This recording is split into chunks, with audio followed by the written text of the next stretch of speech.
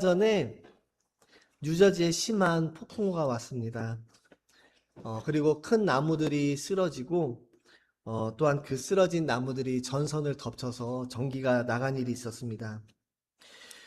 쓰러진 나무들을 보면서 제가 처음에 미국에 왔던 때가 생각이 났습니다. 저는 한국에 있을 때 사실 그런 것을 경험해 본 적이 없는데요.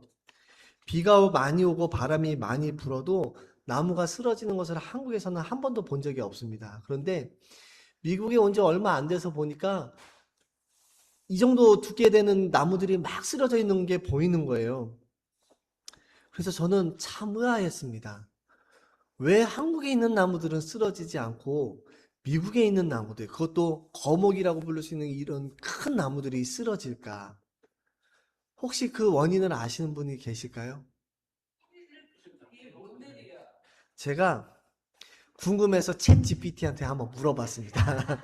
왜 한국의 나무들은 안 쓰러지고 미국의 나무들은 잘 쓰러지는가 했더니 이유가 몇 가지가 나왔습니다. 그런데 이제 아무래도 미국 같은 경우는 잔디가 많고 이렇게 뻥 뚫려 있는 공간들이 많으니까 이제 바람도 더 세게 불고 또 이제 그 나무가 면적이 넓으니까 더 그 바람을 더 세게 이렇게 받기 때문에 바람을 세게 받기 때문에 잘 쓰러지는 그런 이유가 있고 또 다른 이유 중에 하나는 이제 그 땅이 먼저 비가 와서 젖어 있는 상태에서 땅이 젖어 있으면 이게 뿌리가 땅을 잡고 있는 그 힘이 약해지지 않습니까? 그 집안 자체가 연해지니까요. 물을 머금고 있으면. 그래서 조금만 이제 바람이 불어도 쓰러지는 이런 이유가 있고 또 다른 이유 중에 하나는 이제 우리 성도님들이 말씀하신 것처럼 한국에 있는 소나무들은 보통 뿌리를 깊게 깊게 내려서 이렇게 뿌리가 내려가는데 미국에 있는 나무들은 특별히 이제 보통 참나무, 단풍나무, 장식수 같은 나무들은 깊게 뿌리를 받기보다는 옆으로 뻗어 나가기 때문에 바람이 조금만 불어도 이게 잘 쓰러진다 이렇게 대답을 하는 것을 제가 보았습니다. 근데 저는 이제 처음에 와서 생각을 하기론 미국의 땅이 참 비옥하니까 굳이 이 뿌리를 깊게 내리지 않아도 옆으로 살짝만 이렇게 해도 충분히 영양분을 공급받기 때문에 나무들이 그렇게 굳이 뿌리를 깊이 박지 않는 건가 이제 이런 생각도 했는데 아마 이제 나무 종류마다 이제 또 그런 특성들이 달라서 아마 미국에 있는 나무들이 쓰러지는 모습들을 더 종종 볼 수 있는 것이 아닌가 싶습니다. 그 이유 중에 하나가 뿌리를 깊게 박느냐 아니면 얇고 옆으로 그냥 가볍게 이렇게 잔가지가 피느냐에 따라서 폭풍우가 왔을 때 잘 버텨내느냐 버티지 못하느냐 이런 차이가 있는데 이것을 우리가 신앙적으로 얘기해 보면 우리가 신앙의 뿌리가 깊은 사람은 어떻죠? 어떤 시련이나 역경이나 유혹이나 시험이 와도 잘 흔들리지가 않습니다. 교회들도 보면요, 역사가 깊은 전통 있는 교회들은 교회에 조금 어려움이 와도 잘 흔들리지가 않아요. 왜냐하면 뿌리가 깊이 내려서 중심을 지키는 분들이 교회를 딱 지키고 있기 때문에 잘 흔들리지가 않습니다. 그런데 뿌리가 이게 깊이 박혀 있지 않으면 뿌리가 얇으면 잘 쓰러져요. 교회도 마찬가지고 개인도 신앙생활을 오래 했다라고 할지라도 이 뿌리가 깊지 않으면 조그만 어려움이 와도 시험이 들어서 이렇게 신앙생활을 어려움 겪는 모습을 자주 보게 됩니다. 그런데 이 뿌리를 깊게 박는 것이 어떻게 해야 뿌리를 깊게 박는 것인가? 어떻게 해야 우리가 뿌리를 깊게 박을 수 있습니까? 신앙의 뿌리를 깊게 박는 방법이 무엇일까요? 뭐 이제 여러 방법이 있겠지만 예수님께서 비유로 말씀하신 것 중에 하나가 뭐냐면 마태복음 7장 24절에서 27절 반석 위에 집을 지은 것과 모래 위에 집을 짓는 사람이 있는데 반석 위에 집을 지으면 이제 우리 안순도 권사님 말씀하신 것처럼 기초를 잘 파서 기초를 탄탄하게 반석 위에 집을 지으면 어떻습니까? 비바람이 오고 창수가 나고 물이 나도 이 집이 절대로 흔들리지가 않고 쓰러지지가 않는데 모래 위에 집을 지으면 조그마한 비바람이 불어도 그냥 그 집이 휩쓸려 가거나 무너져 내리는 것을 우리가 볼 수 있다는 것을 예수님이 말씀하셨습니다. 그런데 반석 위에 집을 짓는 것과 모래 위에 집을 짓는 것이 어떤 차이죠? 어떻게 하는 게 반석 위에 집을 짓고 어떻게 하는 게 모래 위에 집을 짓는 것입니까? 이 비유는 다 아는데 이 차이가 어디에서 오는지를 우리가 잘 구분을 못하는 경우가 있어요. 예수님이 말씀하시기를 말씀을 듣고 그 말씀대로 행하는 사람은 집을 반석 위에 짓는 것과 같지만 말씀을 들어도 말씀대로 행하지 않으면 모래 위에 집을 짓는 것과 같다고 말씀하셨습니다. 그러니까 우리가 신앙생활을 잘한다, 못한다, 뭐 뿌리가 깊다, 얇다 이런 얘기를 아무리 많이 해도 중요한 것은 말씀대로 말씀을 듣고 그 말씀대로 행하느냐 행하지 않느냐에 따라서 그 뿌리가 깊을 수도 있고 얕을 수도 있다라는 것을 예수님은 이미 우리 말씀을 통해서 우리에게 말씀하셨습니다. 이 뿌리가 깊이 내려가면 말씀을 실천하는 것을 통해서 우리의 믿음이 굳건히 세워지면 어떻습니까? 나무가 쭉 자라나서 많은 열매를 맺게 됩니다. 그게 자연스러운 결과죠. 그런데 이 뿌리가 얕으면 어떻습니까? 열매를 맺기도 전에 조그만 비바람이 몰아쳐도 나무가 쓰러질 수밖에 없는 것입니다. 그러니까 이제 우리가 신앙생활을 10년 했다, 20년 했다, 30년 했다, 40년 했다 이렇게 얘기해도 말씀을 듣고 그 말씀대로 행하는 훈련이 되어야만 우리의 믿음이 자라고 굳건해지는데 말씀을 아무리 들어도 말씀대로 살지 않으면 그것은 모래 위에 집을 짓는 것과 같고 뿌리를 내리지 못한 나무와 같다라고 할 수 있다는 것입니다. 겉으로는 멀쩡해 보이는 큰 나무라고 할지라도 그 뿌리가 얕아서 조그만 시련이 와도 금세 쓰러지는 것입니다. 제가 이제 오늘 본문 말씀을 나누기 전에 제가 잠깐 이야기를 지어봤습니다. 저 스스로 한번 이야기를 지어봤습니다. 이야기를 만들어 봤습니다. 이제 영수와 철수와 영희와 순이의 이야기인데요. 이제 학창시절 얘기입니다. 우리 성도님들, 이제 얘기를 듣고 나는 영수인지 철수인지 영희인지 순인지 한번 잘 생각을 해보시면 좋겠습니다. 나는 학창시절 때 어떤 학생이었나? 영수였는지, 철수였는지, 영희였는지, 순이었는지 한번 잘 들어보십시오. 제가 이제 한번 얘기를 쫙 해보겠습니다. 이제 어떤 선생님이 있었고, 교실에 이제 학생들이 가득 차 있었습니다. 선생님이 열심히 아이들에게 가르치면서 꿈과 야망을 가져야 된다고 아이들에게 가르쳤습니다. 꿈과 비전과 야망을 갖고 열심히 공부를 하되 집에 가서 그 꿈을 이루기 위해서 반드시 1시간은 복습을 하고 1시간은 예습을 하라고 가르쳤습니다. 그러니까 이제 꿈과 비전과 야망을 갖고 그것을 이루기 위해서 집에 가서는 반드시 1시간 복습, 1시간 예습을 하라고 가르치신 것입니다. 영수가 이 수업을 듣는데 딴 생각이 들었습니다. 그래서 1시간 복습하고 1시간 예습하라는 건 기억이 나는데 그걸 왜 하라고 그랬는지 어렴풋이 기억이 잘 안 납니다. 뭐 이렇게 꿈도 가지라고 뭐 한 것 같은데 왜 복습 예습을 하라고 그랬는지 얘기는 들은 것 같지만 기억은 잘 안 나고 그냥 듣기만 했습니다. 그냥 앉아만 있고 머릿속으로는 딴 생각을 하고 있었습니다. 철수 같은 경우는 얘기를 말씀하시는 걸 잘 들었습니다. 영희와 순이도 그 얘기를 잘 들었습니다. 이제 이제 수업이 끝나고 집으로 가는데 이제 아까 말씀드린 것처럼 꿈과 비전과 야망을 이루기 위해서 1시간 복습하고 1시간 예습하라. 이 얘기를 영수, 철수, 영희, 순이 4명이 다 들었는데 이제 영수가 교실을 나서다가 친구 정훈이를 만났습니다. 정훈이가 영수에게 말했습니다. 영수야, 나 용돈 있는데 우리 같이 오락실 갈까? 영수는 선생님이 무슨 말씀 하셨는지 제대로 듣지도 않았고 이해도 잘 못했고 1시간 복습하고 1시간 예습하라는 말은 아예 생각도 하지 않은 채 오락실 가자는 말만 듣고 그냥 정훈이와 함께 오락실로 향했습니다. 영수는 유혹을 이기지 못하고 정훈이를 따라서 오락실로 갔습니다. 이번엔 철수입니다. 철수는 이제 수업을 잘 듣고 이해도 잘했습니다. 교실을 나서면서 굳게 다짐했습니다. 내가 집에 가면 간식 먹고 열심히 1시간 복습, 1시간 예습을 해야지. 집에 가서 책상에 딱 앉았는데 밖에서 아이들이 축구하는 소리가 들립니다. 시끄러워서 집중이 안 되는 거예요. 그래서 안 되겠다 싶어서 이제 귀에 휴지를 꽂고 이제 공부를 합니다.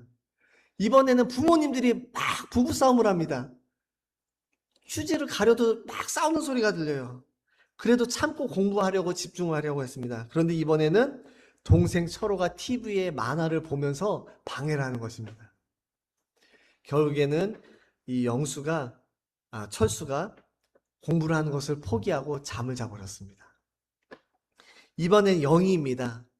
영희는 교실을 나서면서 이제 집으로 곧장 갔습니다. 책상에 앉았습니다. 순심이가 중간에 같이 소꿉놀이 하자는 유혹도 뿌리쳤습니다. 밖에서 축구하는 소리도 들리고 부모님 싸우는 소리도 들리지만 다 이겨냈습니다. 열심히 집중을 하려고 하는데 머릿속에 자꾸 딴 생각이 듭니다. 내가 공부를 열심히 해도 점수가 안 나오면 어떡하지? 내가 점수를 잘 나와서 좋은 대학에 합격했는데 부모님이 학비를 안 내주면 어떡하지? 다음 달에 모의고사가 있는데 내가 공부한 데서 시험이 안 나오면 어떡하지? 자꾸 잡생각이 드니까 공부를 한다고 2시간을 앉아 있었지만 실제로 집중해서 공부를 한 시간은 10분도 되지 않았습니다. 그냥 시간만 다 써버렸습니다. 이번엔 순이입니다. 집에 갔는데 순심이가 같이 분식집에 가자고 유혹을 합니다. 유혹을 뿌리쳤습니다. 밖에서 시끄러운 소리가 들리는데도 귀마개로 막고 열심히 집중을 했습니다. 머릿속에 잡생각이 들 때마다 자신의 꿈에 대해서 생각하고 자신의 야망에 대해서 생각을 했습니다.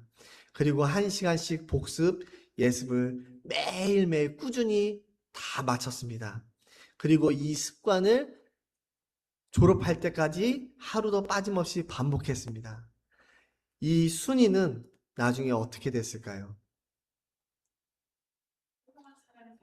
예, 당연히 꿈꾸던 명문대에 가서 꿈을 이루고 훌륭한 사람이 되었습니다.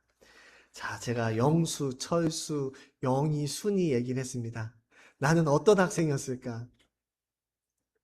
1번, 2번, 3번, 4번 중에 어떤 학생이었습니까?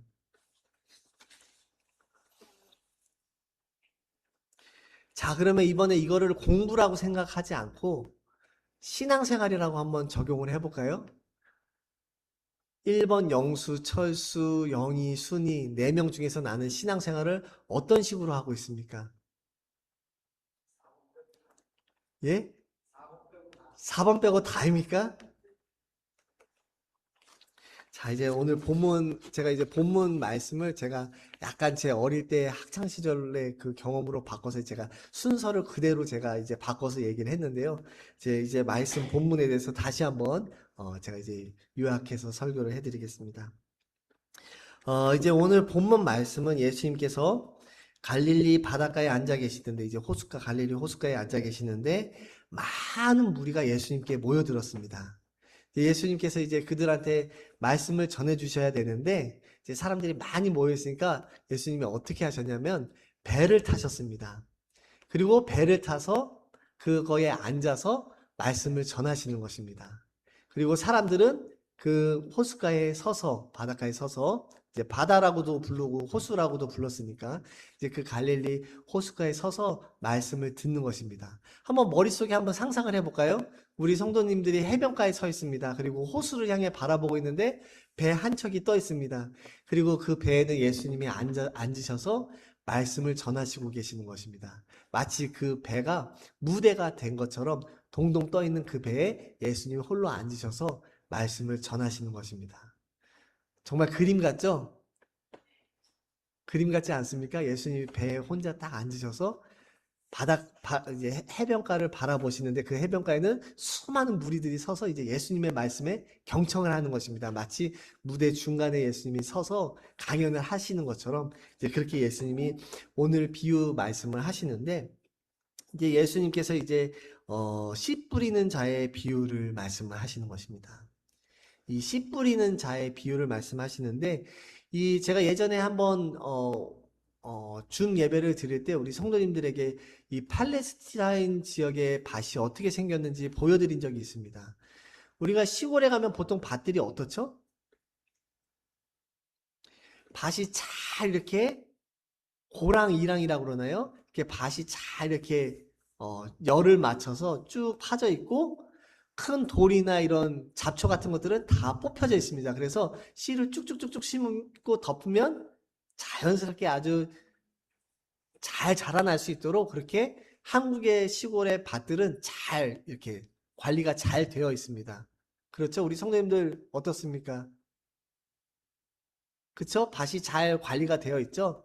그런데 이 팔레스타인 지역의 밭은 우리가 생각하는 그런 밭과는 다르게 생겼습니다. 한번 그림을 잠깐 보면은, 한번 잠깐 사진 한번 보여주시겠어요? 소망이 형제 잠깐 다음 슬라이드 한번 넘겨주실 수 있을까요?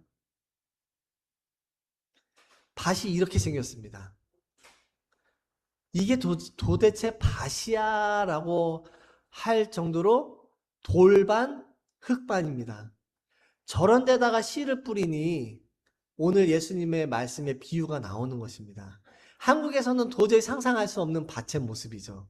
한국의 밭은 저런 돌멩이 같은 게 전혀 보이지가 않고 쫙 이렇게 잘 갈려 있어서 쫙 이렇게 길이 나 있는데 팔레스타인 밭은 저렇게 생겼습니다. 한번 다음 슬라이드도 한번 넘겨봐 주시겠어요? 저게 밭인데 그나마 이건 조금 나은 것 같은데 그래도 군데군데 돌들이 바위들이 놓여져 있습니다. 그리고 이제 뭐 사진에는 잘 확인이 안 되지만 가시덤불이 있는 경우도 있고 뭐 이제 새들이 있는 경우도 있고 뭐 이제 그렇습니다. 다음 사진 한번 보여주실까요? 예, 이제 열심히 저렇게 농부가 이렇게 나귀를 타고 저렇게 밭을 갈고 있는데 저 팔레스타인 지역의 밭은 우리가 생각하는 그런 밭과는 다른 것입니다. 그냥 씨를 쫙 뿌리고 덮기만 하면 쭉쭉쭉쭉 자라나는 그런 좋은 땅의 그런 밭이 아니라 돌반, 흙반의 그런 밭인 것입니다. 그러니까 이제 예수님께서 비유로 말씀하실 때 이 이스라엘 사람들이 이해가 한 번에 딱 될 정도로 이제 그렇게 생긴 밭의 모양입니다. 이제 씨 뿌리는 자의 비유를 말씀을 하시는데 덜어는 길가에 떨어지고 그 떨어진 것을 새들이 와서 먹었습니다. 덜어는 흙이 얕은 돌밭에 떨어지고 이제 돌들이 많은 곳에 떨어지니까 씨가 뿌리를 내리지 못하는 거죠. 또 덜어는 가시덤불이 있는 곳에 떨어졌는데 뿌리를 내리고 자라지만 이 가시덤불이 그것을 가리니까 못 자라나게 가리니까 더 자라나질 못합니다. 그리고 마지막에는 좋은 흙만 있는 곳에 떨어진 씨앗은 이것이 잘 자라나서 100배, 60배, 30배의 열매를 맺었다고 이렇게 예수님은 말씀하셨습니다. 그리고 이제 그 말씀의 의미를 19절부터 이제 예수님께서 설명을 해주셨는데, 길가에 뿌려진 자는 천국 말씀을 깨닫지 못한 자를 뜻합니다. 천국 말씀을 깨닫지도 못하고 악한 자가 와서 그 마음에 뿌려진 것을 빼앗는다고 말씀하셨습니다. 마치 수업 시간에 선생님이 얘기해도 이해를 잘 못하고 수업 나가자마자 우리 같이 오락실 가자, 분식점 가자 그러면 바로 그냥 따라가는 그런 학생의 모습처럼 아무리 말씀을 들어도 이해를 잘 못하고 또 그 말씀을 돌아서면 금방 잊어버리는, 그래서 아무리 신앙생활을 오래 해도 그 말씀이 내 마음에 새겨지지 않고 열매 맺혀지지 않는 그런 사람들을 어떻게 보면 길가에 떨어졌다라고 말을 할 수 있습니다. 혹시 내가 이런 삶의 모습을 살고 있지는 않습니까? 저도 목사지만 말씀을 잘 이해도 못하고 이해하려고 하지도 않고 말씀을 들어도 돌아서면 말씀과는 전혀 아무 상관없는 삶을 살고 있지는 않은지, 그래서 사탄이 유혹을 하면 바로 그 유혹에 따라 그 길로 나아가는 세상의 길로 가고 있는 그런 모습을 내가 살고 있지는 않은지 한번 말씀을 통해 돌아보아야 하겠습니다. 또 돌밭에 뿌려졌다라는 것은 말씀을 듣고 즉시 기쁨으로 받지만 뿌리가 없어서 말씀으로 말미암아 내가 그 말씀을 믿는 것으로 말미암아 박해나 환란이 일어나면 곧 넘어지는 자들이 바로 돌밭에 뿌려진 씨앗과 같다라고 말씀하셨습니다. 아무리 말씀대로 살려고 해도 말씀대로 살면 나에게 손해가 오고 또 믿는 자로서 세상에 나아갔을 때 그 믿음 때문에 박해나 핍박이나 손해가 생기면 그 말씀을 곧바로 저버리는 그런 모습.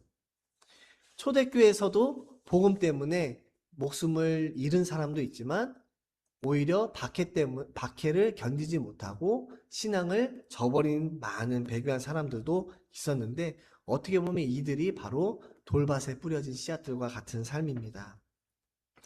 부흥회나 사경회 때 은혜를 받고 내가 정말 믿음으로 살아야 되겠다라고 결심하지만 내 믿음 때문에 손해를 보고 양보해야 하는, 용서해야 하는 상황이 생기면 다시 예전의 삶으로 돌아가는 삶, 그 삶이 바로 어떻게 보면 돌밭에 떨어진 그런 씨앗과 같다고 할 수 있겠습니다. 가시떨기에 뿌려졌다라는 것은 무엇을 뜻합니까? 이것은 말씀을 듣지만 세상의 염려와 재물의 유혹 때문에 말씀이 자라나지 못하고 결실을 맺지 못하는 것입니다. 땅은 좋지만 그래서 뿌리는 내리지만 자라다가 그 가시덤불 때문에 줄기와 잎이 걸려서 자라나지 못하는 것입니다. 내 마음에 하나님 나라에 대한 소망과 현실의 삶에 대한 염려, 걱정 이것이 다 함께 있기 때문에 말씀이 자라나려고 하면 현실을 생각하고 그 현실에 대한 생각이 내 믿음이 자라나는 발목을 잡고 있는 것입니다. 한쪽 발은 믿음의 길로, 한쪽 발은 세상의 길로 좌우로 왔다 갔다 이쪽으로 치우쳤다 저쪽으로 치우쳤다 갈팡질팡하는 신앙인의 모습이 어떻게 보면 이 가시덤불에 뿌려진 씨앗의 모습과 같습니다. 우리는 어떻습니까? 한쪽 발은 교회에, 한쪽 발은 세상에. 교회에 있으면 열심으로 믿고 결단하고 주님의 길로 가겠다고 하면서도 세상으로 나아가면 세상의 길로, 세상의 방법대로 세상을 쫓아 사는 삶을 살고 있다면 어떻게 보면 우리의 삶이 가시밭길에 뿌려진 그 씨앗과 같은 삶이라고 할 수 있겠습니다. 하지만 씨가 좋은 땅에 떨어지면 어떻습니까? 30배, 60배, 100배의 열매를 맺는다라고 말씀하셨습니다.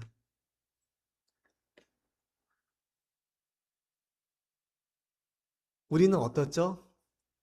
저는 이 말씀을 준비하는데 30배, 60배, 100배를 미래로 생각을 하면 참 좋은 말씀으로 들립니다.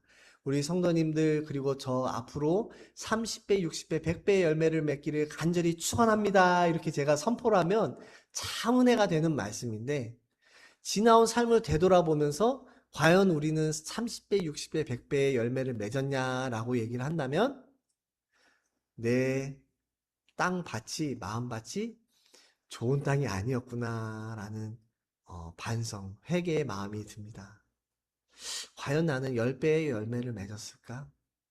나는 5배의 열매를 맺었을까? 그게 아니면 혹시 2배 아니면 1배의 열매라도 맺었을까? 라는 생각을 하면 정말로 하나님 앞에 부끄러운 마음이 듭니다. 씨앗이 죽어서 희생해서 한 알의 밀알이 떨어져 썩어 죽으면 엄청나게 많은 열매를 맺는다고 말씀하셨는데 아직도 내가 내 스스로를 죽이지 못하고 낮추지 못하고 겸손하지 못해서 아무런 열매를 10년, 20년, 30년, 40년 동안에도 맺지 못하고 있다면 나는 좋은 땅의 삶을 살고 있지 못하는 것이구나 라는 고백을 할 수밖에 없습니다. 저는 이 시간이라도 지금부터라도 저와 우리 성도님들이 좋은 땅이 되어서 좋은 믿음의 밭이 되어서 하나님 말씀을 내 마음에 아주 간절히 새겨서 교회 문 밖을 나가면 잊어버리는 삶이 아니라 세상에 나아가서도 그 말씀대로 살고 순종해서 내 삶을 통하여 귀한 열매를 30배까지 아니더라도 2배, 3배라도 열매를 맺을 수 있는 그런 삶이 되기를 간절히 축원합니다. 제가 몇 해 전에 이제 테라스 같은 좁은 공간이 집에 있어서 제가 이제 화분을 사갖고 묘종도 심고 씨도 심었습니다. 또 우리 서순영 선생님이 그 파씨를 또 챙겨주셔서 파도 심었습니다. 파도 심고 가지도 심고 깻잎 씨앗도 뿌리고 했는데 그래도 첫 해는 조금 자라서 이제 뭐 고추 같은 건 조금 따서 먹기도 하고 이제 깻잎도 또 따먹고 했는데 그 다음 해가 되기 전에 겨울에 싹 다 죽어버렸습니다.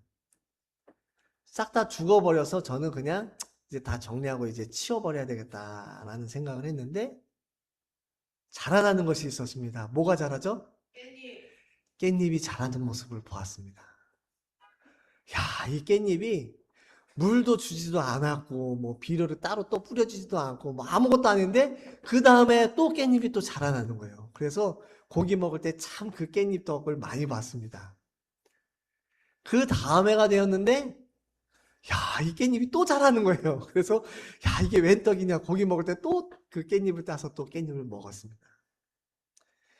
아무런 물도 주지 않고 아무런 노력도 하지 않았는데 이 깻잎을 자라는 모습을 보니까 얼마나 기쁘고 감사하든지 모릅니다. 참 공짜에는 양잿물도 마신다 그러는데 참 공짜로 자라는 것 같아서 너무나 또 기쁜 마음이 들었습니다. 제 마음에 고추, 가지 뭐 다 했지만 깻잎만한 것이 없더라라는 마음이 들었습니다. 하나님이 우리들을 보셨을 때는 어떤 마음이 들까요? 하나님이 우리들의 삶을 바라보았을 때 굳이 챙기지 않고 물을 주지 않아도 알아서 쑥쑥 잘 자라나는 깻잎과 같은 그런 귀한 열매 막 맺는 그런 삶을 살면 좋은데 조금만 신경 쓰지 않으면 그냥 죽어버리는 혹시 그런 식물로 우리는 자라나고 있지는 않습니까? 조금만 폭풍이 몰아치면 쑥 뽑혀버리는 나무처럼 겉보기는 너무나도 크고 너무나도 근사한 나무인데 조금만 폭풍이 오면 그냥 쓰러져 버리는 그런 신앙생활을 하고 있지는 않은지 다시 한번 되돌아보면서 시편 1편에 나오는 말씀처럼 시냇가에 심은 나무가 시절을 쫓아 과실을 맺고 잎사귀가 마르지 아니하는 그런 삶을 깻잎과 같은 그런 삶을 우리가 혹시 살고 있는지 아니면 그냥 시들어 버리는 그런 삶을 살고 있는지 다시 한번 우리가 말씀을 통해서 되돌아보면 좋겠습니다. 요한복음 12장 24절부터 26절에 이렇게 기록이 되어 있습니다. 예수님이 말씀하시기를 내가 진실로 진실로 너희에게 이르노니 한 알의 밀이 땅에 떨어져 죽지 아니하면 하나에 그대로 있고 죽으면 많은 열매를 맺느니라.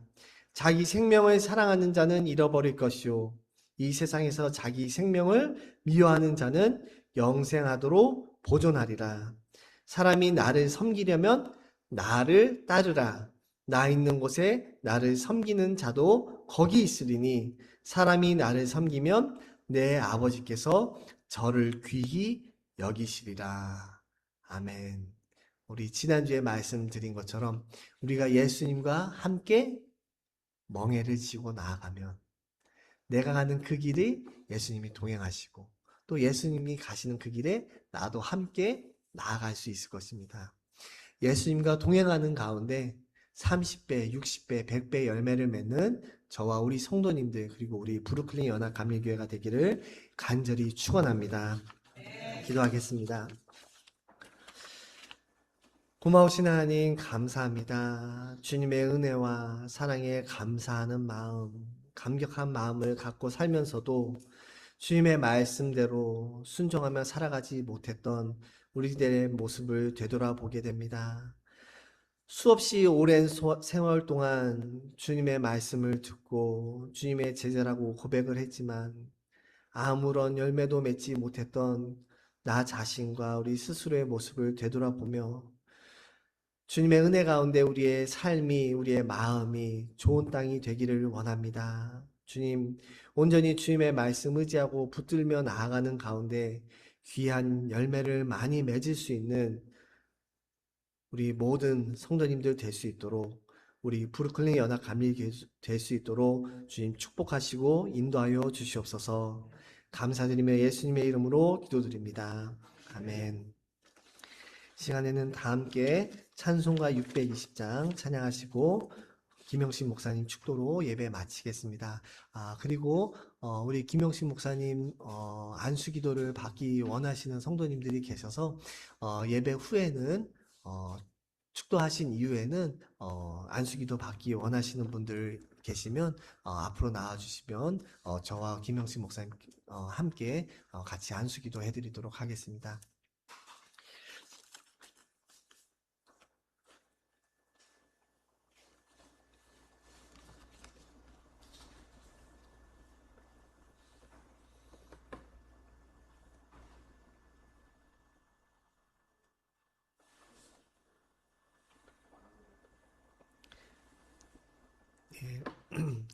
시스템이 안 되는 것 같은데 그냥 반주 없이 우리 같이 여기에 모인 우리 찬양하겠습니다. 여기에 모인 우리 주의 은총 받은 자여라. 주께서 이 자리에 함께 계심을 아노라. 언제나 주님만을 찬양하며 따라가리니 시험을 당할 때도 함께